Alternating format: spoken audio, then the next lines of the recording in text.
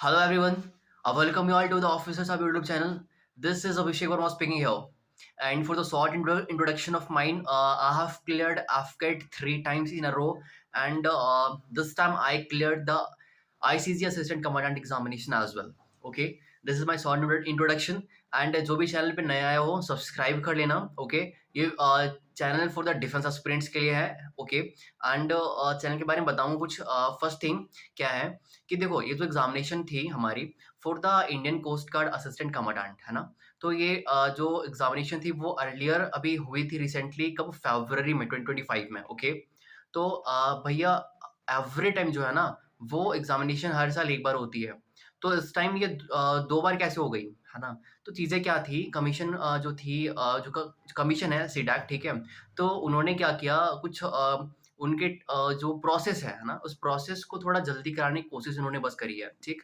तो ये वाला जो प्रोसेस था मैं डिटेल बताऊंगा आपको, इनफैक्ट वो भी बताऊंगा कि नेक्स्ट जो प्रोसेस होगी for the ICG assistant commandant, है ना, वो नेक्स्ट वाले बैच के लिए फॉर्म वैकेंसी कब आएगी, फॉर्म कब आएगी, एंड रिजल्ट कब तक डिक्लेयर होगा, एंड सारी प्रोसेस कैसी होने वाली है. Okay, so thank you so much. Okay, firstly आप से दैट कि वीडियो को आपने क्लिक किया. Okay, and it shows you are curious. Okay, and so gentleman, देखो चीज़ें क्या थी, है ना, कि एग्जामिनेशन जो हमारा असिस्टेंट कमांडेंट का था. ओके, ऑब्वियसली ये प्रोसेस चल रही है अभी कंटिन्यूअस. तो क्या है कि इसकी जो फॉर्म फिलिंग थी वो समवेयर अराउंड जून से जुलाई में आई हुई थी, है ना. एंड जून से जुलाई के बाद इन्होंने रैंडमली, है ना, बिना अनाउंसमेंट के फॉर्म की नोटिफिकेशन उन्होंने डाल दी, है ना. एंड एग्जामिनेशन, इनफैक्ट एग्जामिनेशन की डेट भी दे दी, है ना, कि एग्जामिनेशन आपकी शेड्यूल होंगी वो होंगी सितंबर के समवेयर अराउंड, ठीक. अब देखो, आप में से बहुत सारे लोगों ने एफकेट दिया होगा, सीडीएस दिया होगा, एंड आईसीजी दिया होगा, है ना. ओके, सो देखो एफकेट एग्जामिनेशन अगस्त में शेड्यूल थी, है ना. एंड देन उसके बाद we have not so much of time कि सीडीएस के लिए प्रिपेयर कर सके. तो सीडीएस हमारे पास एफकेट के बाद कुछ 10 से 15 दिन टाइम था. तो जो सीडीएस थी वो 14th ऑफ सितंबर को थी. Okay, and then ICG assistant commandant की जो एग्जामिनेशन थी वो डायरेक्टली 18 सितंबर को थी. इट मीन्स वो सीडीएस के बस 3 से 4 दिन के बाद थी. ओके, सो देखो इतना फास्ट प्रोसेस हुआ, है ना, इस बार आईसीजी के लिए. जिन कमीशन ने इतनी फास्ट चीज़ें करवाई. सो प्रिपरेशन का टाइम ही नहीं दिया किसी को, है ना.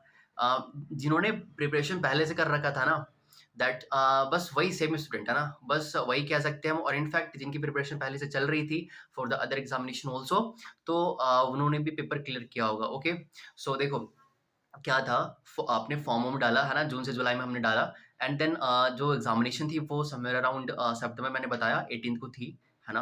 एग्जामिनेशन की पैटर्न क्या थी, है ना, बताऊंगा सारी चीज़ें डिटेल में. देखो, तो चीज़ें क्या थी एग्जामिनेशन में, एग्जामिनेशन डे में ये जो एग्जामिनेशन है ना वो 100 क्वेश्चन का होता है, ठीक है. इसमें हमें टाइम मिलता सेम एफ के जैसा 2 घंटे, है ना, एंड 100 क्वेश्चंस. बट कुछ डिफरेंट है इसमें, है ना. क्या डिफरेंस है भैया, देखो डिफरेंस इसमें ये है ना कि जो एग्जामिनेशन पैटर्न है वो डिफरेंट है ना. क्या डिफरेंट है, मैंने 100 क्वेश्चन बताया आपको. ईच क्वेश्चन कैरी 4 मार्क्स, है ना. आप अगर सही करोगे तो 4 मार्क्स का गेन होगा आपको, एंड अगर नेगेटिव करते हो ना तो 1 माइनस नेगेटिव मार्किंग होगी. ओके, सो नेगेटिव मार्किंग 1 तो एफकेट में भी होती है सेम, बट इसमें जो प्लस मार्किंग है वो 4 नंबर होती है. ओके, तो टोटल मार्क्स कितने हो गए आपके पास, 400, है ना. एंड देखो सिलेबस क्या होती है इसकी. तो फर्स्ट थिंग जो होता है वो है इंग्लिश वाला सेक्शन, है ना. ऑब्वियसली वो 25 क्वेश्चन उसमें पूछे जाते हैं, वो पूछते हैं 25 question. And second is general knowledge 25 question, ठीक. अब देखो जो बता रहा हूँ वो डिफरेंट है फ्रॉम द एफकेट. क्या डिफरेंट है भैया, ये डिफरेंट इसमें ये है कि जो थर्ड पोर्शन है वो है रीजनिंग प्लस न्यूमेरिकल एबिलिटी. इसका मतलब ये है कि रीजनिंग वाला पोर्शन एंड मैथ वाला पोर्शन इन्होंने ऐड सम कर दिया है, ठीक है, ऐड कर दिया है. एंड ये टोटल क्वेश्चन कितने पूछते हैं, 25 क्वेश्चन. समझ आ रही बातें. रीजनिंग एंड मैथमेटिक्स का पोर्शन जो है, न्यूमेरिकल एबिलिटी वाला पोर्शन, वो 25 क्वेश्चन आते हैं combine. Okay, and fourth portion section जो है उसमें पूछते हैं वो जनरल साइंस एंड प्लस आपके पास मैथमेटिकल एप्टीट्यूड, वो 25 क्वेश्चन.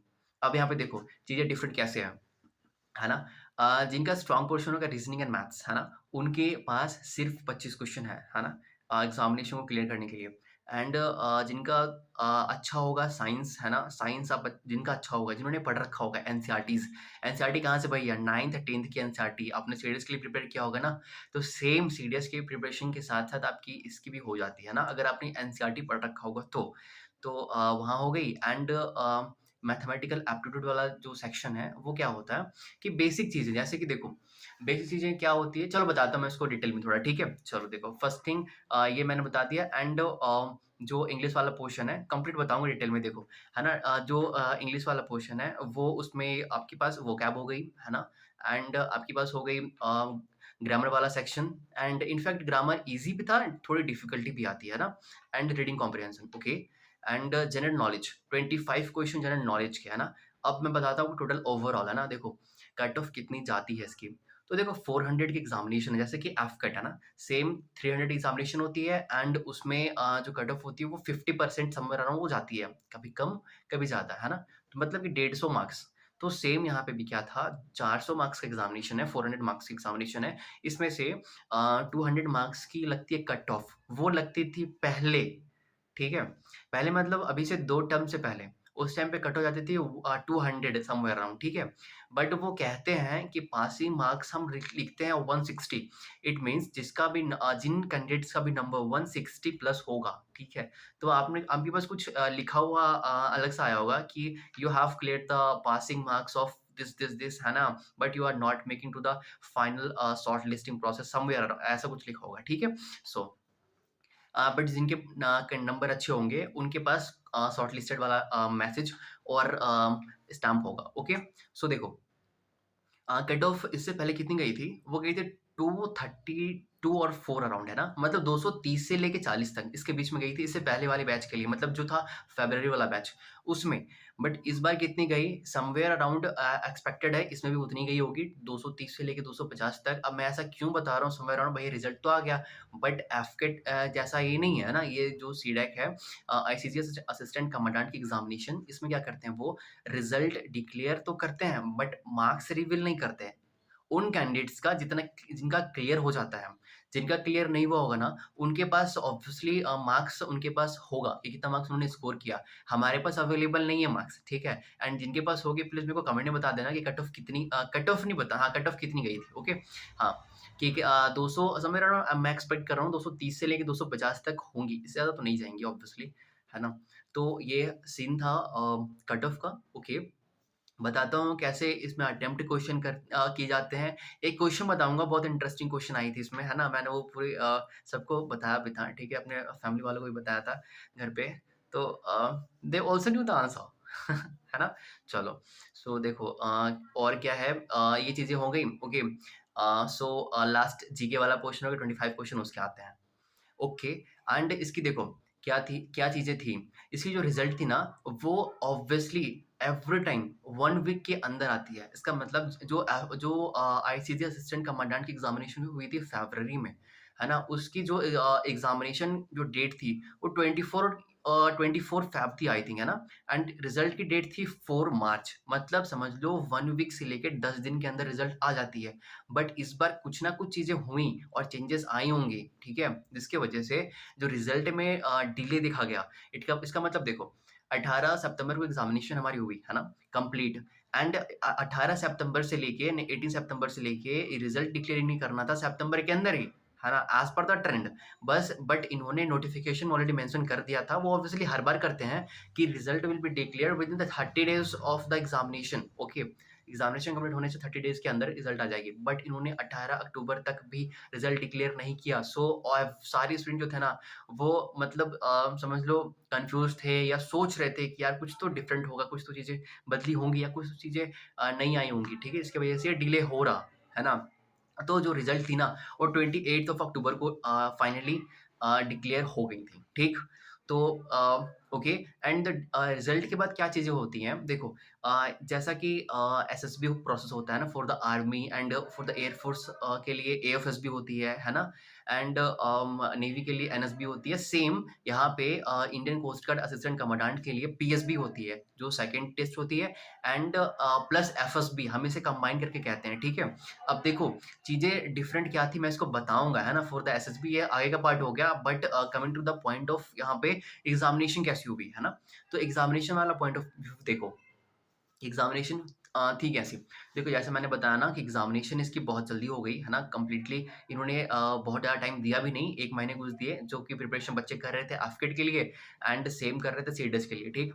तो आईसीसी का प्रिपरेशन करने का टाइम मिला ही नहीं। अब मैं लिटरली बताऊँ आपको तो मैंने इसकी प्रिपरेशन करी ही नहीं क्योंकि because I don't have time to prepare for this examination, ठीक? मैं ऑलरेडी बच्चों को पढ़ा रहा था इस चैनल पे, है ना? For the AFCAT and CDS GS के लिए, ठीक?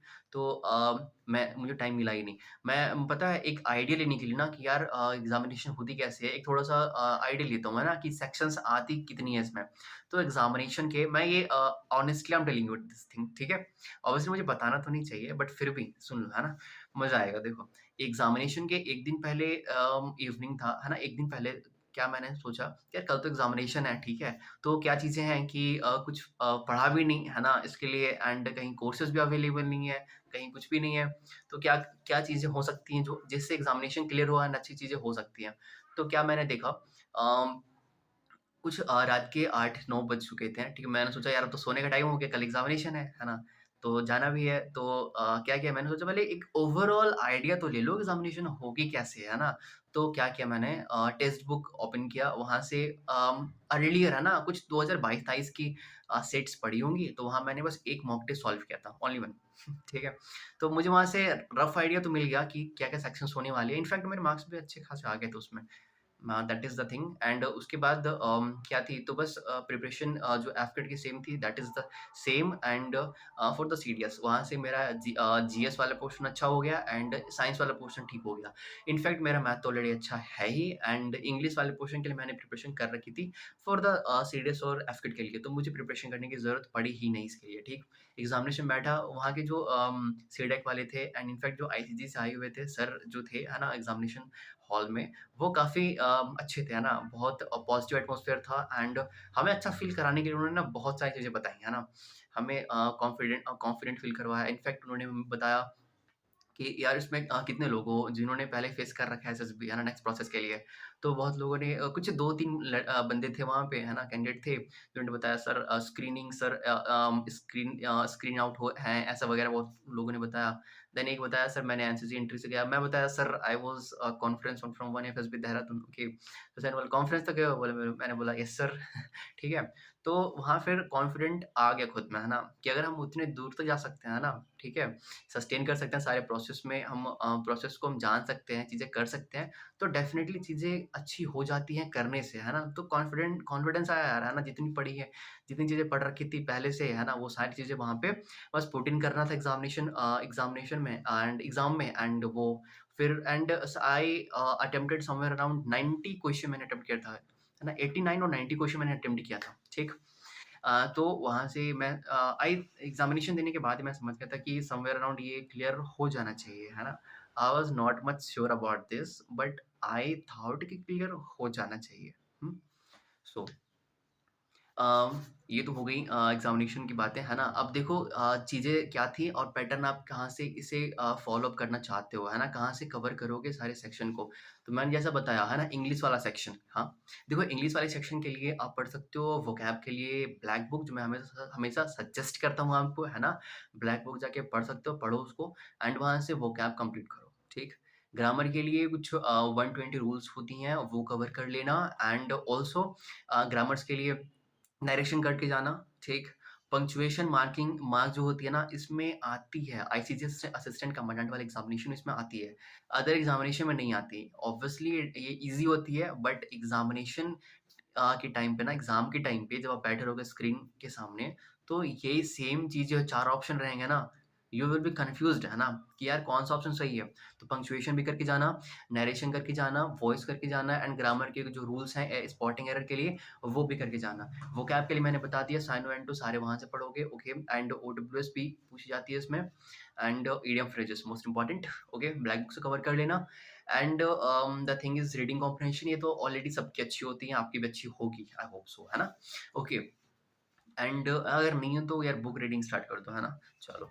And the second thing is reasoning वाला part and numerical ability. Numerical ability में क्या थी, मैं बता दूँ इसमें आपको। रीज़निंग के कुछ क्वेश्चन थे, न्यूमेरिकल एबिलिटी के अच्छे खासे क्वेश्चन थे, है ना? एंड प्रॉफिट लॉस का जो चैप्टर था, देखो स्पीड, टाइम एंड डिस्टेंस हो गई, है ना? ट्रेन बोट उसी में आ गई, है ना? टाइम एंड वर्क हो गया and profit loss, SI, CI और एवरेज, एलसीएम, एचसीएफ, ये सारे चैप्टर्स बहुत इंपॉर्टेंट होते हैं, ठीक है?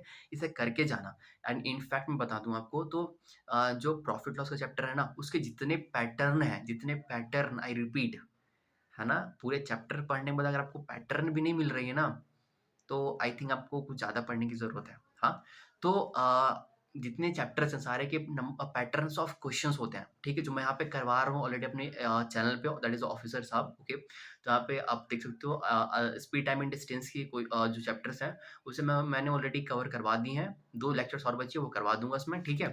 तो मैं सारे वहाँ पैटर्न वाइज़ पढ़ा रहा हूँ, इनफैक्ट जो आगे पढ़ाऊँगा फॉर द एफकेट 126 के लिए, ओके? तो वो सारे पैटर्न वाइज़ मैथ करवाऊँगा, ठीक है? So let's come to the point, यहाँ बताऊँगा उसके बारे में, क्या चीज़ें करानी है यूट्यूब में।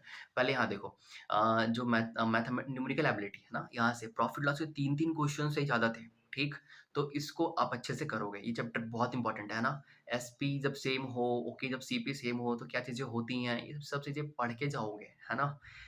और ऑप्शन एलिमिनेट करना एक अच्छी स्ट्रैटेजी हो सकती है, okay. And the other thing is that general science वाला पोर्शन, आपका साइंस अच्छा है, वेरी वेल, गुड, ओके।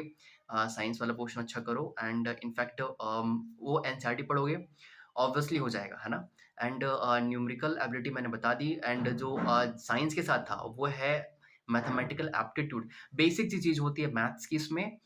इसमें क्या होती है कि जैसा कि आप पढ़ोगे मेंसुरेशन की चैप्टर, जैसे कि हो गई एरिया एरिया फाइंड करने के लिए, है ना? रेक्टेंगल का एरिया फाइंड करो, रोम्बस का एरिया फाइंड करो, ऐसा कुछ, मतलब ईज़ी सा आंसर, है ना? ईज़ी से क्वेश्चंस, उसे नाम कहते हैं mathematical aptitude, that is it. And GK, okay, general knowledge. इन्होंने जीके को बड़ा-बड़ा सा लिख रखा है, जनरल नॉलेज। तो जनरल नॉलेज में सारी चीज़ें आ जाती हैं, जितना आप पढ़ पाओ उतना कम है, तो पढ़ो, है ना? 25 क्वेश्चन इसके आते हैं। अब देखो मैं बताता हूँ कॉमन मिस्टेक्स क्या बच्चे करते हैं, है ना? इसकी कट ऑफ जाती है समवेयर अराउंड 40 से 50। आप लेके चलो ना कि 250 नंबर आपको लाने हैं एनी हाउ, है ना? फाइनल मेरिट में आपकी आसान होगी, ईज़ी होगी मेरिट इन होने में, ठीक? कैसे करोगे? बच्चे क्या करते हैं, 70 क्वेश्चन अटेम्प्ट करेंगे, है ना? भैया पढ़ के गया, 70 क्वेश्चन अटेम्प्ट किया मैंने एक्यूरेसी के साथ, है ना? 70 क्वेश्चन अटेम्प्ट किया मैंने, 70 क्वेश्चन के मार्क्स हो जाते हैं आपके 7 इंटू 4 280 नंबर, है ना? एंड इसमें से पता है आंसर की रिलीज़ नहीं करते सीडैक वाले, है ना? तो आपको यू नेवर नो कि आपने क्या टिक किया, है ना? तो सारे क्वेश्चन याद रखनी भी डिफ़िकल्ट होती है, तो याद रख भी नहीं सकते आप, है ना? सो अ, जो नेगेटिव मार्किंग होती है, आपके एंड से लग रहा होता है, कैंडिडेट के एंड से लग रहा होता है कि मैंने सारा सही किया है ना, but I am telling you, ठीक है, दिस थिंग, कि सारे से सारे एग्ज़ामिनेशन में 10 से 15 क्वेश्चन आपके गलत होंगे ही होंगे, है ना? अगर बहुत ब्रिलियंट हो, है ना, एक्सेप्शन में हो यार, तुम सारे सही करो, ठीक? बट एवरेज कैंडिडेट में की मैं बात कर रहा हूँ, उनकी गलत होंगी ही होंगी, ठीक? तो अगर आपने 15 से 20 क्वेश्चन गलत किया ना, तो आपने सही कितने किए? ओनली 50 क्वेश्चन, मतलब 50 इंटू 4 200 नंबर एंड 20 माइनस भी करो, कितने हो गए? 180। आपकी कट ऑफ 250 जा रही है, आप स्कोर कितना कर रहे हो? आप स्कोर सिर्फ कर रहे हो 200 180, इतने में कैसे होगा? नहीं होगा, ठीक है? सो कितनी स्कोर करनी है? एक सेफ स्कोर होता है कि 80 क्वेश्चन आप अटेम्प्ट करोगे, उसमें से 10-15 गलत होंगी, कितनी होगी? 60, है ना? मतलब 260 नंबर, 240 नंबर माइनस 20 नंबर, है ना? मतलब 220 नंबर, अभी भी कम है। समझ रहे हो? इसका मतलब आपको बहुत ज़्यादा एक्यूरेसी लानी पड़ेगी, जो कहते हैं ना क्वेश्चन ईज़ी होता है या फिर एग्ज़ामिनेशन ईज़ी है, इतनी ईज़ी नहीं है, ठीक है? समझो बात को ध्यान से, एक्यूरेसी पे ध्यान दो एंड नेगेटिव कम करना, पढ़ो ढंग से, ठीक है? नंबर आ जाएँगे आपके, you will definitely clear this examination, है ना? नेक्स्ट एग्ज़ामिनेशन फॉर्म कब आएगी इसकी बता दूँगा आपको मैं। नेक्स्ट एग्ज़ामिनेशन की फॉर्म इसकी आ सकती है, इट मे बी पॉसिबली देखो फ़ैब वाला बैच होगा नहीं, आई थिंक सो अगर होनी होती तो दिसंबर में आ जाएगी नोटिफ़िकेशन, नहीं होनी होगी तो नेक्स्ट जून से जुलाई में आएगी एंड एग्ज़ामिनेशन आपकी सेम शेड्यूल होगी, कब? वो होगी सितंबर में, okay? And so this is the whole complete thing, okay? PSB क्या होती है? पीएसबी एंड एफएसबी डिफरेंट होती है, स्क्रीनिंग के लिए इसे कहते हैं PSB and after screening psych GTO and conference round इसे कहते हैं हम आईओ के लिए कहते हैं हम इसको इंटरव्यू भी इंक्लूड कर लेना कहते हैं हम इसको एफएसबी ये सारी डिफरेंट होती है ठीक ओके कुछ अगर वीडियो चाहिए तो मैं बता दूँगा पीएसबी एंड एफएसबी के बारे में रिगार्डिंग एंड ये चैनल जो हमारा है वो ऑफिसर साहब वीडियो चैनल है ओके।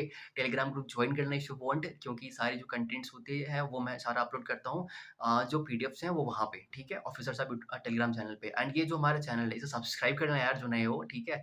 एंड ऑब्वियसली जो सारी एफकेट की प्रिपरेशन मैं करवा रहा हूँ यहाँ पे बच्चों को वो maths, English, reasoning and GS सारे के सारे कंप्लीट करवाऊँगा, okay? So thank you so much everyone. जय Hind. Thank you so much.